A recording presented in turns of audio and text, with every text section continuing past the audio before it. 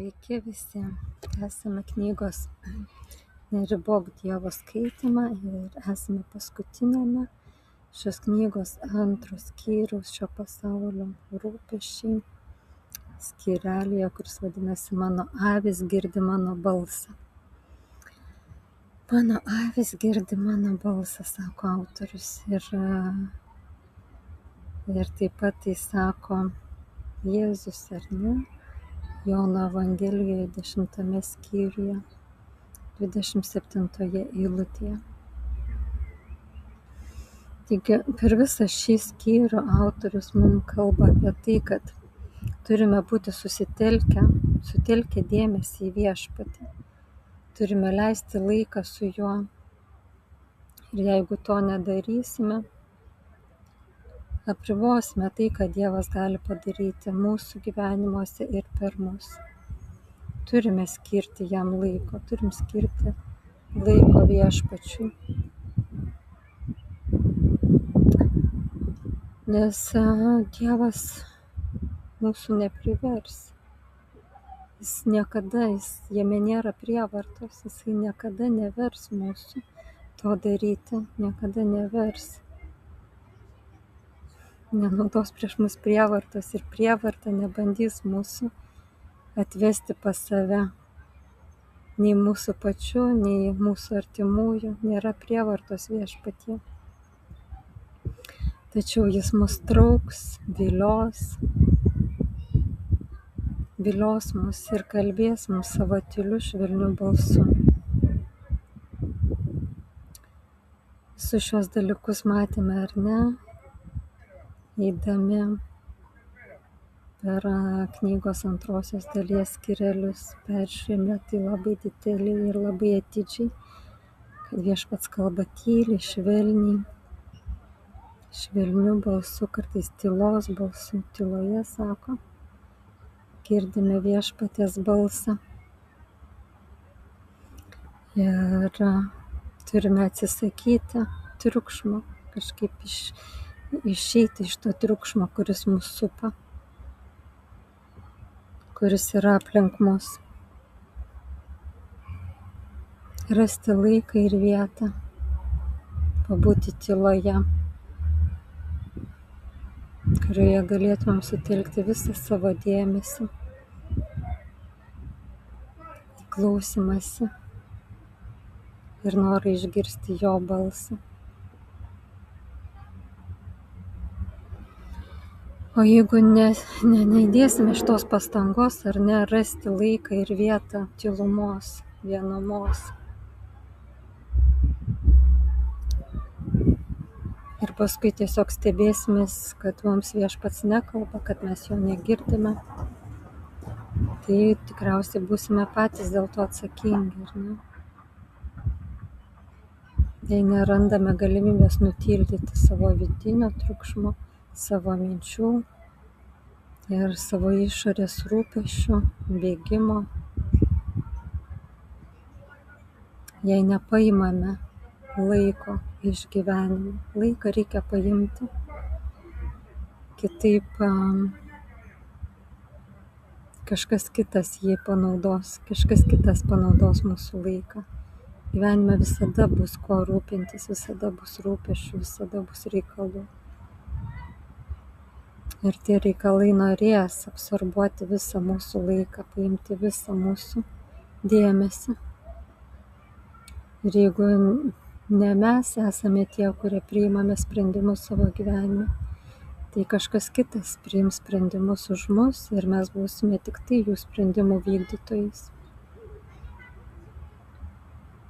Taigi mes patys esame atsakingi už tai, kad paimtumėm savo gyvenimo laiką aktyviai, paimtumėm jį iš kitų dalykų, iš kitų darbų, iš kitų reikalų ir skirtumėm švento rašto studijoms, maldai, šlovinimui, tylai, tiesiog pabuvimui viešpaties akivaizdoje, viešpaties artumoje ir pokalbį su juo. Pokalbį tai reiškia išsakymui to, kas yra giliausiai mūsų širdyje ir visiškai atvirai, visiškai pasitikint juo, nieko nenuslepiant, nieko nebandant pagražinti ir tada įsiklausant į jį, ką jis apie tai mano, ką jis galvoja, kokie yra jo planai, kokie yra jo tikslai ir ką jis nori man pasakyti.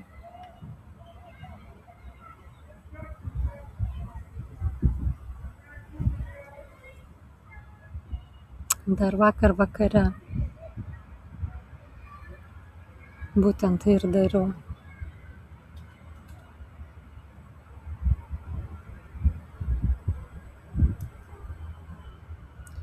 Ir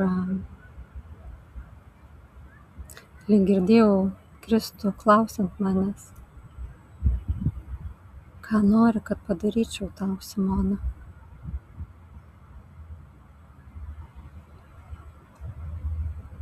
Ir ieškojau savyje savo giliausio atsakymo, ko iš tikrųjų aš noriu, kas yra tai,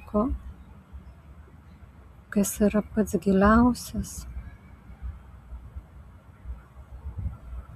pats svarbiausias mano troškimas. Jei Viešpats užduotų man šį klausimą, ką nori, kad padaryčiau tau,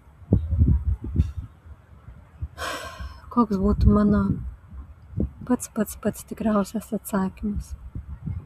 Ne paviršutiniškas, ne greitas, ne šios dienos poreikio, bet toks, kuris apimtų visą. Tai, kas svarbiausia ir tai, kas giliausia.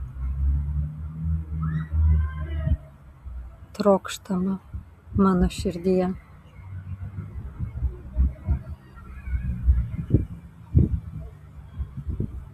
Būkim atviri su Viešpačiu, būkim tikri, būkime nuoširdūs.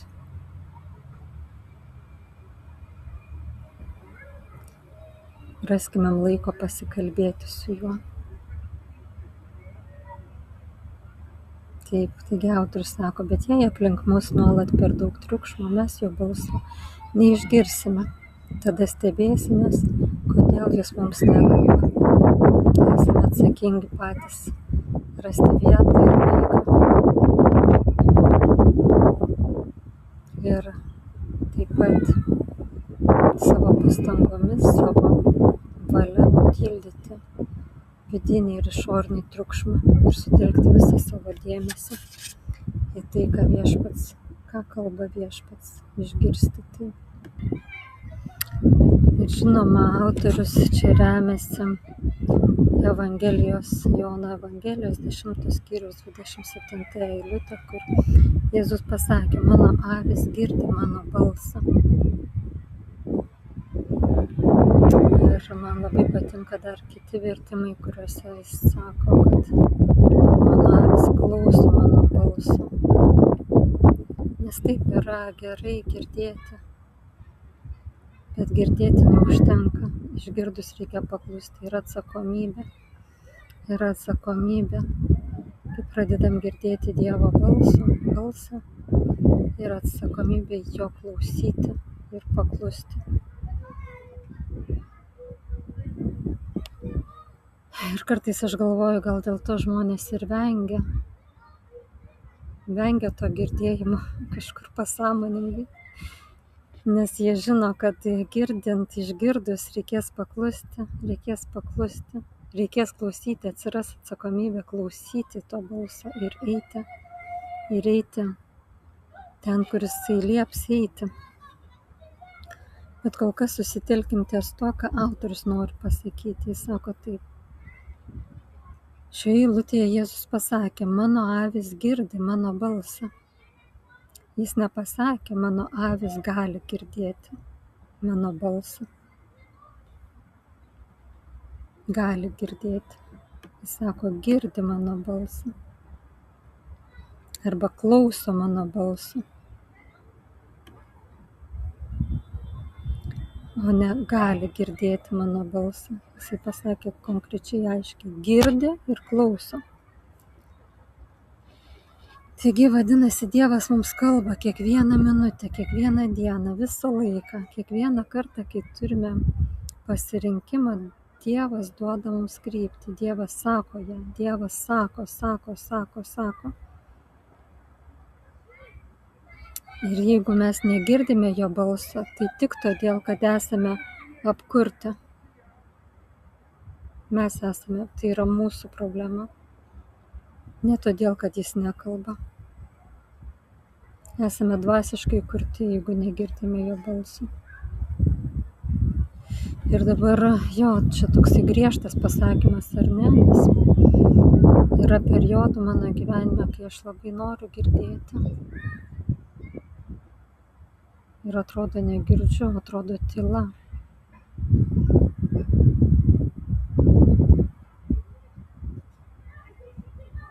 Norėčiau sužinoti, ką jūs apie tai manote. Ar esate jau girdėję Dievo balsą, ar niekada dar negirdėjote? Kad Dievas kalba, esu įsitikinusi ir 100% sutinku su autorium. Dievas tikrai kalba visą laiką. Tai jeigu mes negirdime atsakymų į savo klausimus, arba iš viso negirdime Dievo balsą, tai reikėtų paieškoti tikriausiai problemos savyje. Kodėl? Gal mes nenorime išgirsti, ką būtent jisai apie tai sako, mes norime laikytis savo krypties ir bijome, kad jo kryptis bus kitokia, nepatogia ar per didelė, ar reikės mesti savo senus įpročius ir savo senus kelius ir reikės jį paklusti, klausyti jo balsą ir sekti jo keliais.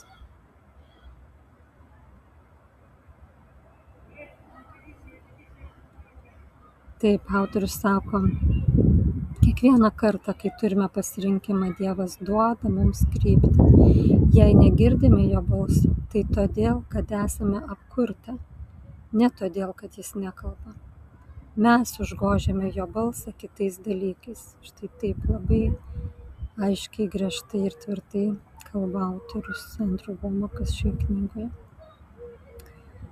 Ir toliau jis sako, jei norime nuimti ribas nuo viešpaties,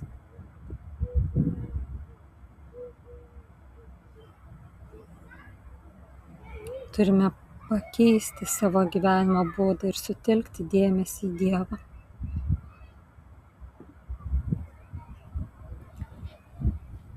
Ir sako autorius, tau nereikia žinoti visko prieš žengiant žingsnį. Tau tai reikia žinoti, kad Dievas tau kalba.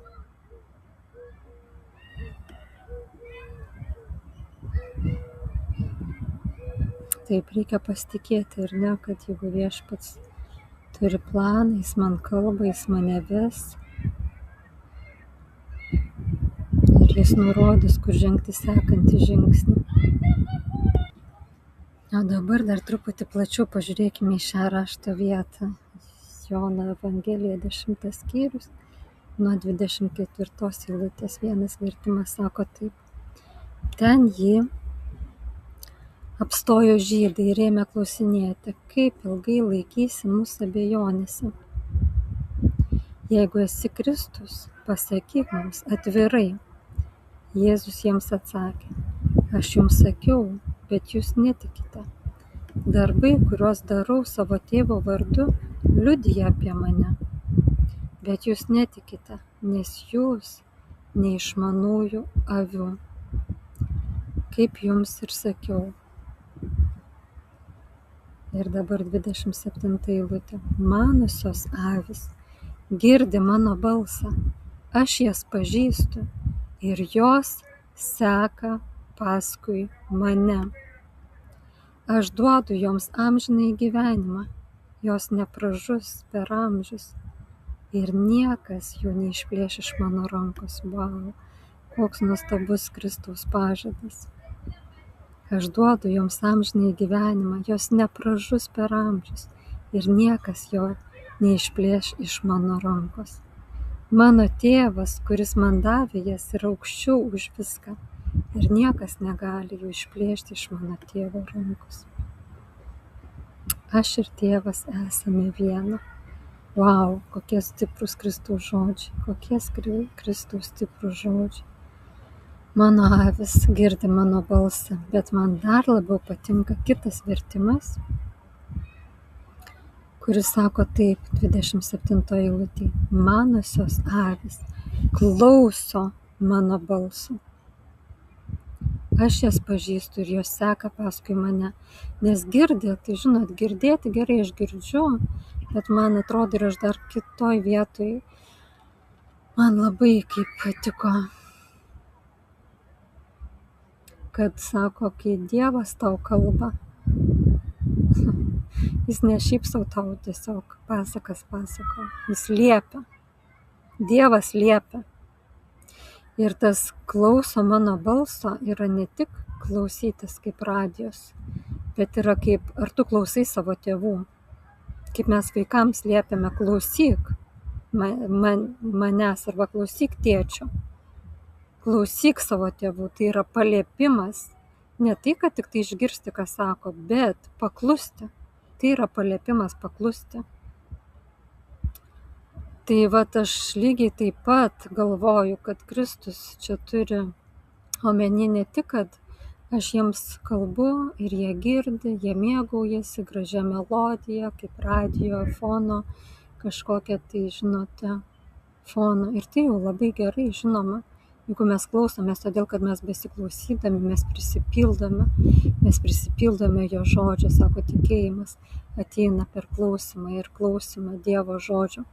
Taigi, jeigu mes girdime Jėzaus žodžius, girdime per ausis, jau mes jų prisipildome, pildomės ir tai yra gyvybės žodžiai, tai yra amžinojo gyvenimo žodžiai, tai yra tiesos žodžiai, tai yra šventumo žodžiai, tai yra tiesos žodžiai, tai yra šviesos žodžiai. Žinoma, tai jau yra labai gerai, bet yra sekantis etapas. Ir sekantis etapas yra klausyti jo balso. Klausyti jo balso. Ir klausyti tai yra tolygu paklusti. Tai reiškia, kad jo avis klauso jo balso ir nebevaikšto kažkur tai klystkeliais, šunkeliais ir panašiai. Bet jos eina paskui jį. Manosios avis, sako Kristus, klauso mano balso, aš jas pažįstu ir jos seka paskui mane. Paklusniai seka paskui mane, klausydamos jo balso. Nebevaikšto į kairę, į dešinę, jos seka paskui mane. Aš joms duodu amžinąjį gyvenimą, jos nežus per amžius, aleliuja, šlovė tau viešpatie. Ir niekas jų neišplėš iš mano rankos. Tėvas, kuris man jas davė, yra aukščiau už viską. Ir niekas jų neišplėš iš tėvo rankos. Aš ir tėvas esame viena. Vau, nuostabu. Ačiū tau viešpatie, šlovė tau Dieve, šlovė tau karalių. Būkime avis girdinčios jo balsą ir ne tik girdinčios, bet klausančios, aktyviai klausančios jo balso. Ir jam paklūstančios, sekančios paskui jį. Amen. Dėkoju tau viešpatie, dėkoju tau šlovės karalių.